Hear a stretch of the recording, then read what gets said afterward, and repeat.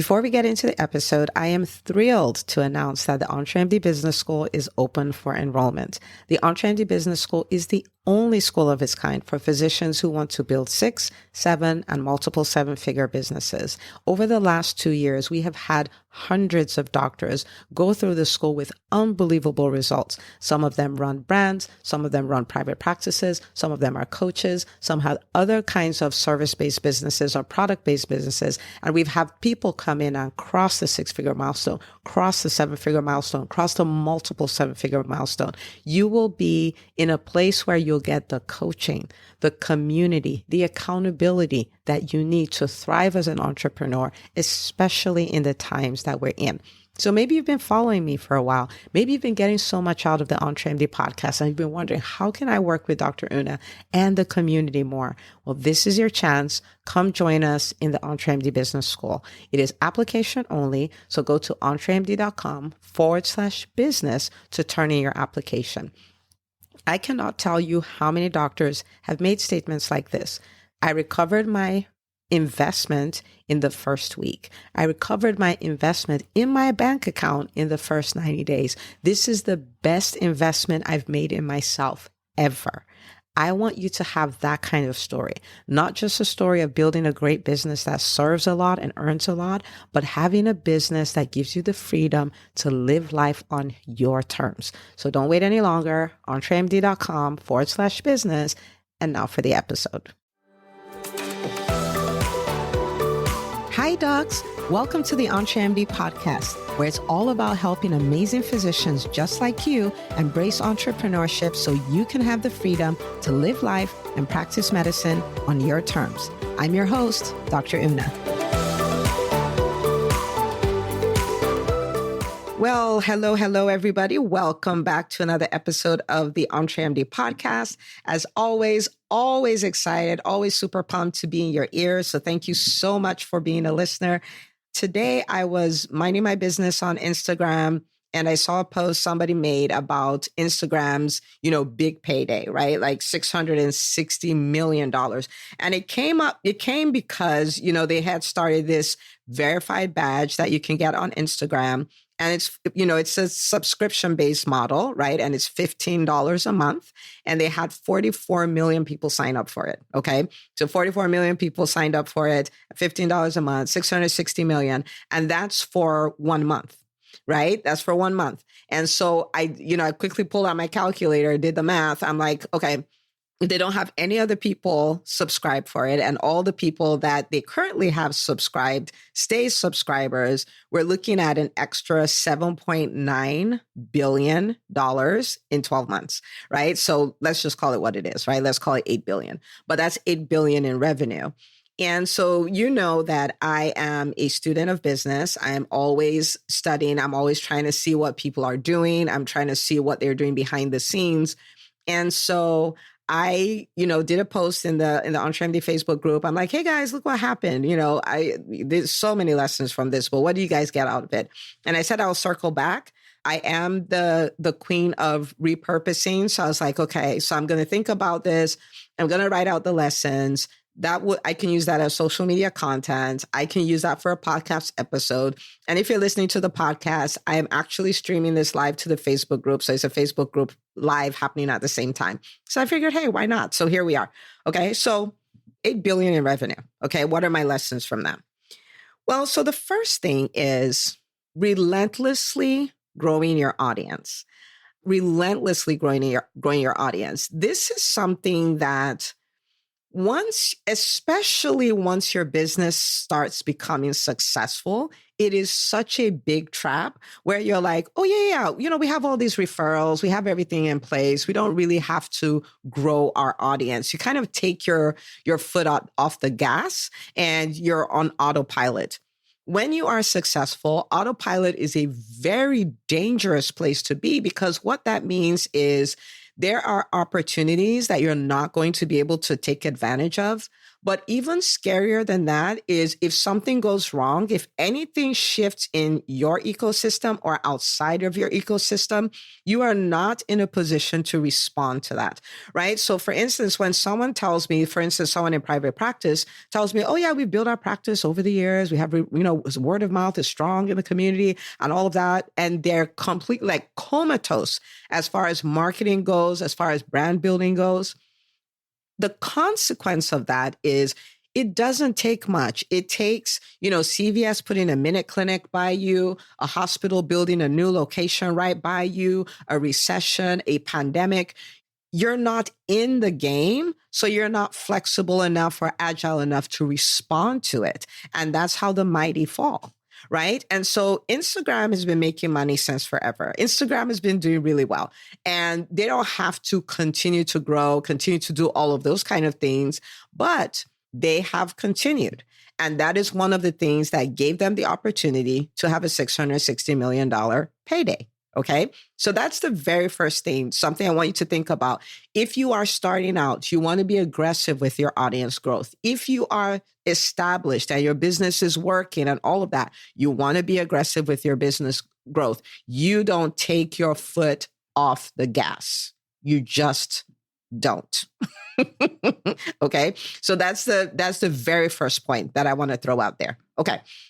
So that's number one. They grew their audience. So their audience now is 2.35 billion with a B. Okay. There are 8 billion people in the planet. They have 2.35. All right. And that's monthly active users. That's not all the users. So that's number one. Number two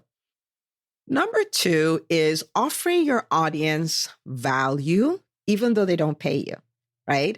And so sometimes there is that temptation, I really only serve the people who pay me. Right? Like the people who aren't paying me, they're just in my world. I don't know what's wrong with them. But I want you to think about not Facebook, well, Facebook owns them, but what Instagram has done over the years. If you use Instagram, I want you to think about this. You started using it. They've made it better. They've done lots of improvements. They're consistently doing updates. They bring on reels. They pay you to do reels. Now, you may say that's selfish because they're trying to compete with TikTok, but whatever, you get the value. And they're doing all these, and they give you an opportunity to build your brand for free. And you need to remember, back in the day, you can only become an influencer and celebrity through TV, where you have to pay like through your arm, and, you have to donate an arm and your feet, to be on there. But they gave you this platform, right? You have access to all these capabilities, but you don't necessarily pay them. Do you see what I'm saying? Now, if you pay for ads, that's different, but you understand what I mean by that. And so think about what you do in your business. There are people who are in your ecosystem. They're part of your audience. They may become clients. They may never become clients. But what are you doing to offer them value? Okay. So for instance, I will use my business as an example. We have the EntreMD podcast, right? And this is a podcast. I'm not paid per se to do the podcast. There are many people who are creating unbelievable wins. I cannot tell you the kind of DMs that I get, sometimes based on the podcast. And I'm doing all this value. I'm not necessarily paid for it. But again, it's what sets the stage for you to have big paydays. Okay.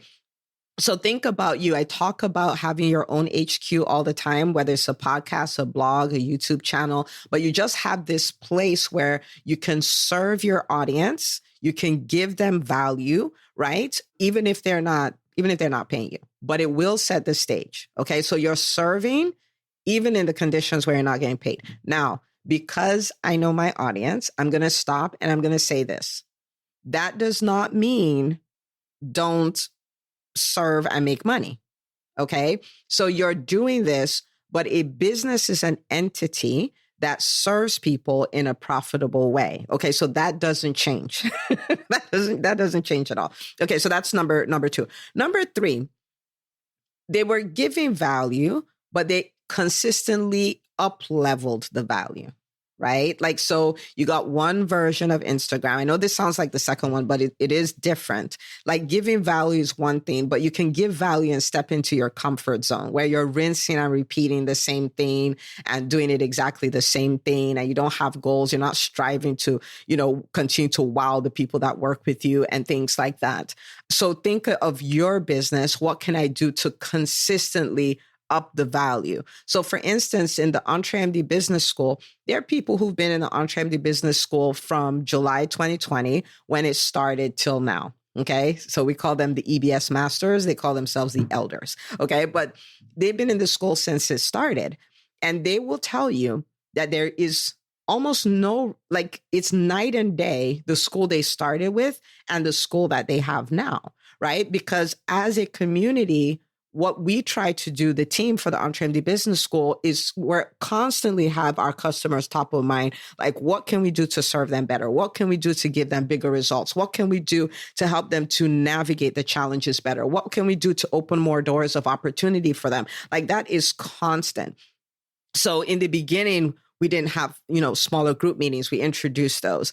We're like, what can we do to help them, get results faster? We're like, oh man, if we could do the 90-day sprint and live 90 days at a time, which has worked phenomenally, right? And like, okay, so many of them would want to be authors. What can we do to them? We can do a collaboration book. And it's constant, right? It's constant because once you get stale, then your people go away.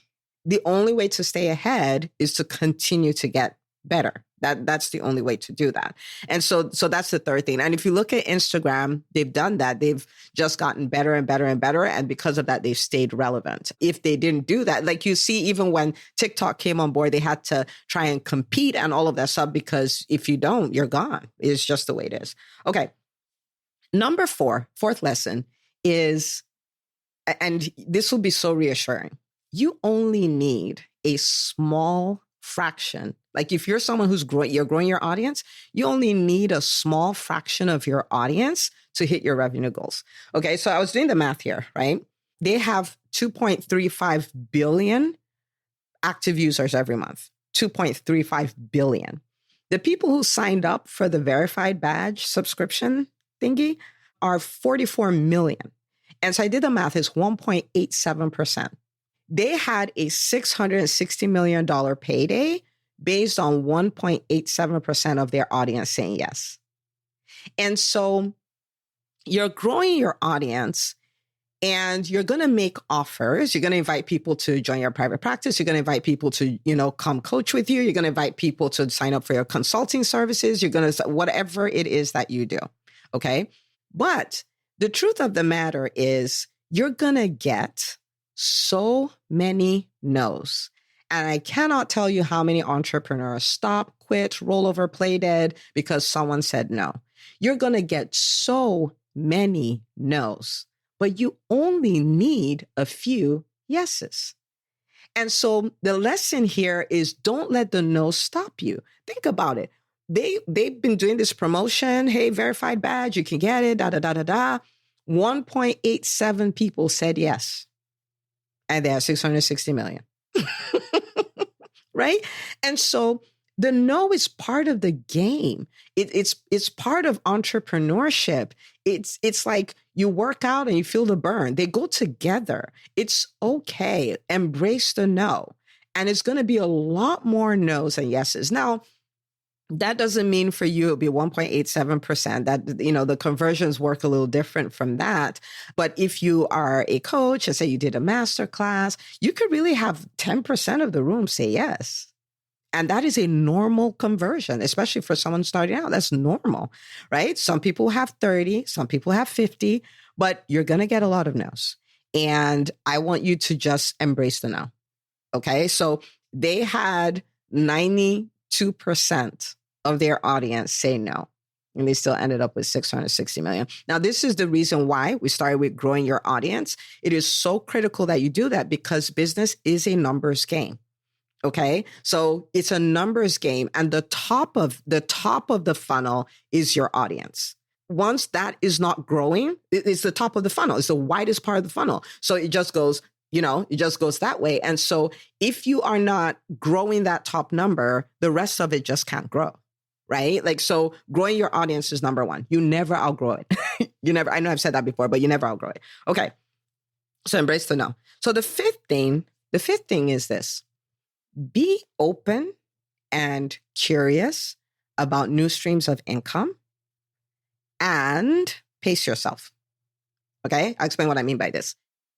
There have been ways things have been done, and we don't realize how much we feed into that. Like, this is the way it's always been done. And so we close off our minds, forgetting that as entrepreneurs, we're creators, right? So think about, let me pull up some examples. So say, for instance, for a private practice, you're like, the only way I can make revenue in this practice is by seeing patients. Okay. Now, this is us creating. So I just want you to think about it. Okay. We're not looking at feasibility just yet. We're thinking about it. But, well, there are some people who have their private practice and they have different verticals. And the verticals could be research. It could be that I have supplements. It could be that I have this part of it that I rent out. So I'm getting rental income from my business. It could be that you develop the software as a service that you use for your practice that now can be white labeled to others. You could have built a training system for your staff that you can then have other people in your specialty use. And that is a product. You can have some other tool, AI related. Like, you can create. It does not have to just be seeing patients. It doesn't have to be. Okay. There are people who've created MA schools because they're like, we cannot deal with this turnover. We always want to have the team that we need. So we created this MA school, and that is a separate stream of income. So I want you to start thinking outside the box. Like, what are the other revenue streams that I can create? Because I looked at the data from 2022, Instagram generated $43 billion in ad revenue.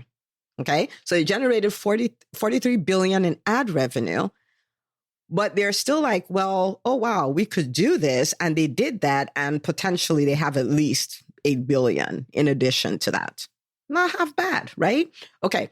So you want to start thinking in that way. You're a coach. You have a framework. Can you license the framework? Can you certify others in it?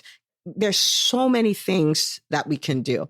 And one of the things that would help you do this is actually interacting with entrepreneurs, especially those who are not in your field.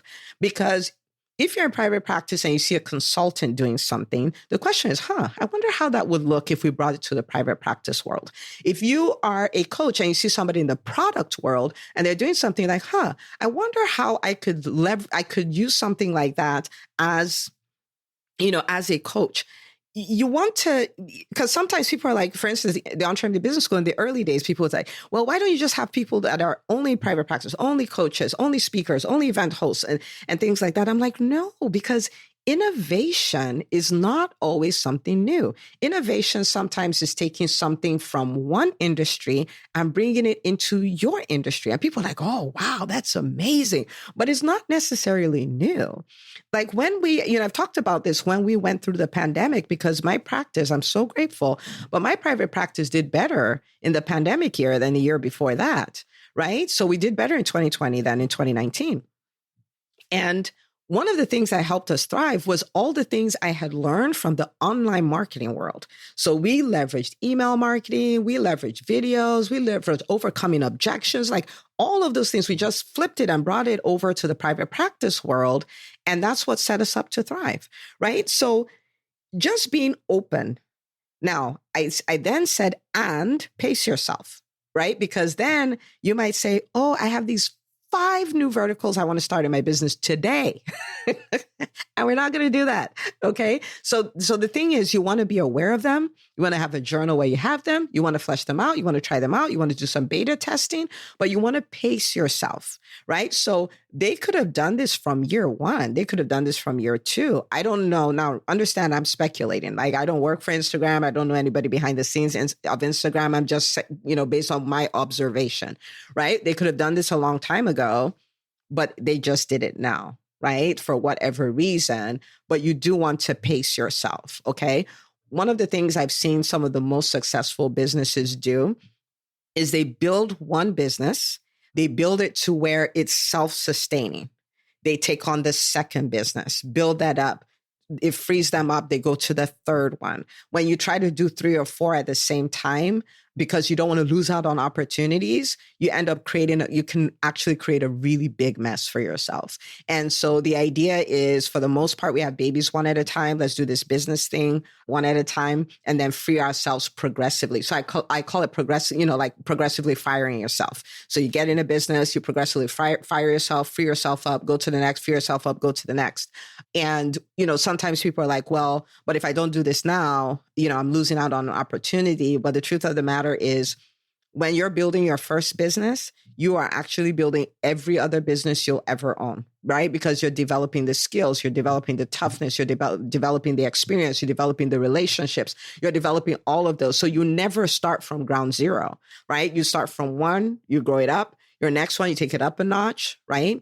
And everyone, you'll be able to do it faster, quicker, better because of all the experience you have. So you're never losing anything, okay? All right, let me give you one more. The 6th one really is this idea of playing the long game, right? Playing the long game. When you come into business, sometimes you're like, man, I need to hit my first 6 figures in 3 months and all those kind of things. And it doesn't quite work out that way. Then you get bent out of shape and all of that. It's a long game. Like, what is your mission? Who are you there to help? What problem do you have? What problem do they have? What solution do you bring them? And you're committed. Now, that doesn't mean there are opportunities to pivot, there are opportunities to shift and all of that. But overall, there's this commitment to the long game. Like, I'm here to get this done.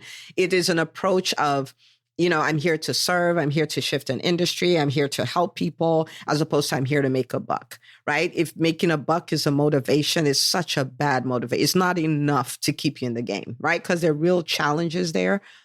So it's just this concept of playing the long game, because someone's like, what, 660 million? My business sucks because I can't do that. I'm not saying anybody's thinking that, but they've been around since 2010. They've been pushing, they've been doing all kinds of crazy things since 2010. And so this payday was, 13 years in the making, like, when you think about it. So is that commitment to the long game. I'm in here to make this work. I'm in here to do my part, make this a possibility, make it a reality for me. That's kind of the attitude that you want to have with that. Sometimes, people are like, well, I've been doing this for a year, and I didn't cross the 7-figure mark. I'm like, come on. Like, you know what I mean? Like, come on. This takes a minute, but you can do it, but you want to play the long game. Okay. All right. So, what I would love for everyone to do, I think this is one to maybe grab a group of friends and you guys just sit and go over this again, and then just decide, how does this apply for my business at my stage, right? So maybe you're no longer paying attention to growing your audience, or maybe you're just in resistance. Like, I don't want to put myself out there. You shouldn't take all that. So maybe you just want to get out of resistance, right? Like, it's the top of your funnel. It's the top of your, sometimes people say, oh, like, I'm posting on social media, nobody's following me. And I'm like, okay, so how about growing your audience? What are you doing for that? Whose podcast have you been a guest on? What joint venture IG Live have you done on somebody else's platform? What event hosted by someone else have you spoken at? When was the last time you were at a networking event? And they're like, oh, yeah, I haven't done any of those. That's the top of the funnel. Like, nothing works till that works. That's the top, right? And so maybe that's what you're going to be thinking about. Maybe you've been ignoring your audience. You have a Facebook group, or you have a podcast, or you have a YouTube channel. You're not really serving your people. Maybe you want to start serving them, right? You want to start serving them because, you don't know. And people are like, no, I know this is the way my business is going to be. The truth of the matter is, you don't know. Instagram didn't start as a photo app. Like, you should read the history. It didn't start as a photo app. It started as this place where you can check in. Like, you go somewhere, you check in, this is where I am. And they noticed that people were really only using it for the photos. And it was Blur? I think that was the name in the beginning. And then they changed the name to Instagram and made it a photo app. Like, you don't know what your business is ultimately going to be. You don't know how many businesses you're going to go on and own. You really don't know. And so with the people that you do have and the version that you do have, you want to serve because it may open the door for something completely different down the line. You don't know. That's the beauty of entrepreneurship, right? So whatever it is, you want to take some thought, you want to make some decisions, you want to apply it to your business because, in EntreMD, we don't do learnitis. We don't just learn, we learn to do. So now you know this. Now we've had this very stimulating one-sided conversation.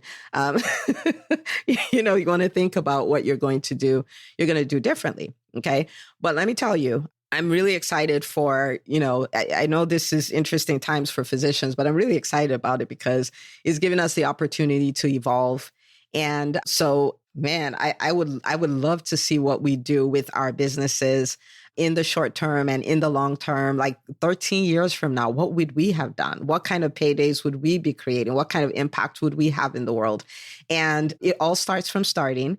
It all starts from, where we are, whether we are starting a business or whether we're at 10 million in revenue. It's like, what is that next phase? Is embracing it and getting it done. But I'm looking forward to maybe doing a podcast episode about your business one of these days to say, these are the lessons I learned from your payday or some big impact you're having in the healthcare space or some disruption that you did or some innovative thing you're doing with your practice. I would love nothing more than to celebrate that. So this is what I have for you today. And so as always, remember, EntreMD is more than a podcast. It's a movement. It's a movement of change sweeping through the physician community.